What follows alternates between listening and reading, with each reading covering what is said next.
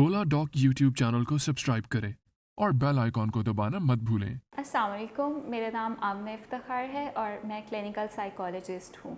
जब हम माहिर नफ्सियात की बात करते हैं तो एक आम नज़रिया आता है कि इसमें हम मुख्तलिफ़ किस्म के जो ज़हनी अमराज होते हैं उनकी तशख़ीस और इलाज की सहूलियात फ़राहम करते हैं। तो आज हम इस वीडियो में एक ऐसे ही नफ्सियाती आर्ज़े की बात करेंगे या एक ऐसी ही मेंटल इलनेस की बात करेंगे जो कि हमारे यहाँ बहुत कॉमन है और पूरी दुनिया में इसके बहुत सारे मरीज़ पाए जाते हैं। आज हम बात करेंगे शिज़ोफ्रेनिया के बारे में, या इसको स्किज़ोफ्रेनिया भी बोला जाता है, कि शिज़ोफ्रेनिया क्या बीमारी है, किन लोगों को ज़्यादा इसका जो है वो शिकार होते हैं और कौन सी ऐसी अलामात है जो हमें अर्ली वार्निंग साइंस देती है। जब हमें उन अलामात ज़ाहिर होना शुरू हो जाए तो उसका मतलब ये है कि हमें उस पेशेंट को जो है वो साइकेट्रिस्ट या साइकोलॉजिस्ट के पास लेके जाना है। वीडियो के आगाज़ में मैं एक चीज़ को डिफ्रेंशिएट करना चाहूँगी कि एक होते हैं मेंटल डिसऑर्डर्स और एक होती है मेंटल इलनेस।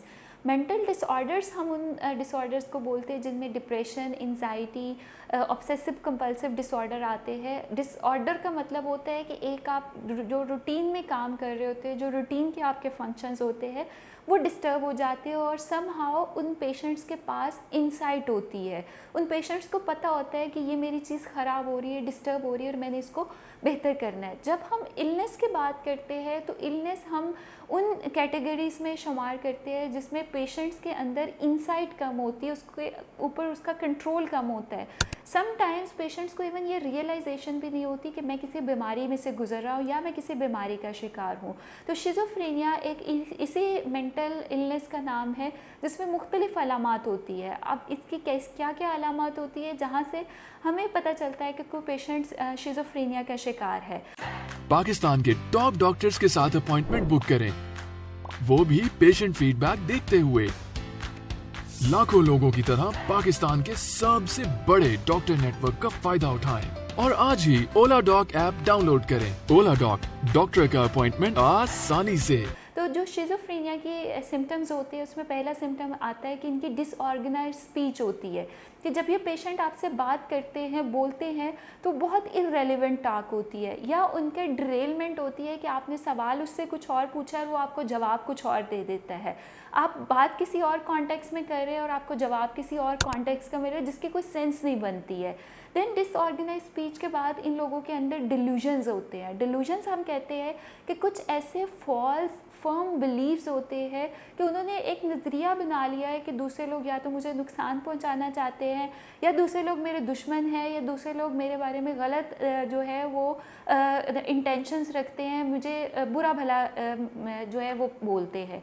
डिल्यूजन्स के बाद इन लोगों में हेलुसिनेशंस आती है। हेलुसिनेशंस हम बोलते हैं कि या तो उन लोगों को विजुअल होती है या ऑडिटरी होती है। अक्सर औकात आपने देखा है कि पेशेंट कंप्लेन करते हैं कि हमें कुछ आवाज़ें सुनाई दे रही है, हमें कुछ चीज़ें नज़र आ रही हैं, लोग मेरे बारे में बातें कर रहे हैं या कोई मेरे बारे में बात कर रहे हैं जो कि कोई दूसरा उनके फैमिली में से, उनके फ्रेंड्स में से और इवन डॉक्टर्स में से उसको ना तो देख सकता है ना सुन सकता है। तो उस चीज़ को हम हेलुसिनेशन बोलते हैं। फिर उसके बाद इन लोगों में सोशल विड्रॉल आ जाता है। ये लोग अपनी हाइजीन का ख्याल नहीं रखते, बिकॉज उनके अंदर सेल्फ अवेयरनेस नहीं होती, तो उनके अंदर जो सेल्फ कंट्रोल होता है वो भी डिस्टर्ब हो जाता है।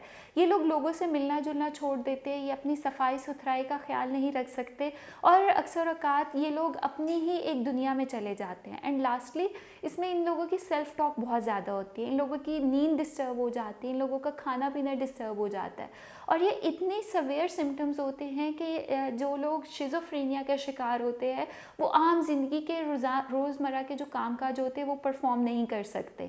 उनके सोशल लाइफ इफ़ेक्ट हो जाती है, उनकी ऑक्यूपेशनल लाइफ इफ़ेक्ट हो जाती है, उनकी जो फंक्शनैलिटी होती है वो बिल्कुल ज़ीरो होना शुरू हो जाती है।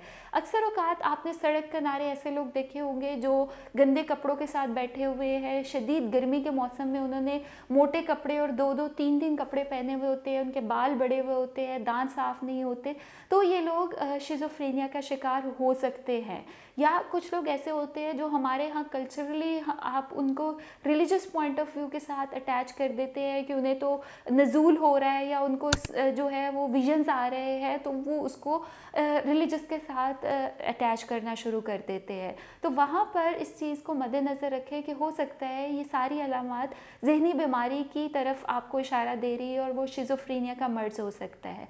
लास्ट में मैं इसकी बात करूँगी कि कौन से वो लोग होते हैं जो इसका ज़्यादा शिकार हो सकते हैं। तो पहला इसमें जो मोस्ट प्रोमिनेंट इटियोलॉजी फैक्टर होता है वो होता है कि जिन लोगों की जीन्स में ये चीज़ हो कि अगर आपके फोर फादर्स में से किसी को खुदा न खास्ता शिज़ोफ्रेनिया का मर्ज़ रह चुका होगा तो उनके बच्चों में इसके होने के चांसेस ज़्यादा होते हैं।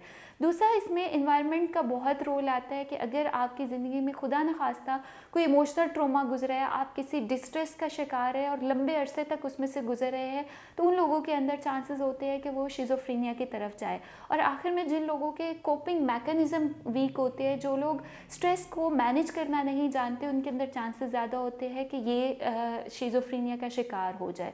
तो अगर आपको इन अलामात में से अपने घर, फैमिली या इर्द गिर्द कोई भी अलामात किसी में नज़र आए तो कोशिश करें कि उनको एजुकेट करें मेंटल हेल्थ के बारे में कि ये एक सीरियस हेल्थ कंडीशन भी हो सकती है और इसके बारे में आपने अगर अपने प्रोफेशनल से हेल्प नहीं ली तो कल को वो अपने लिए भी पेशेंट नुकसान का बायस बन सकता है और वो दूसरे लोगों को भी जो है नुकसान पहुंचा सकता है। ज़हनी सेहत भी उतनी ज़रूरी है जितनी कि आपकी जिस्मानी सेहत। तो इसलिए अपनी ज़हनी सेहत को सीरियस कंसीडर करें और अपने इर्द गिर्द रहने वालों को भी इसके बारे में अवेयर करें। Thank you so much for watching this video.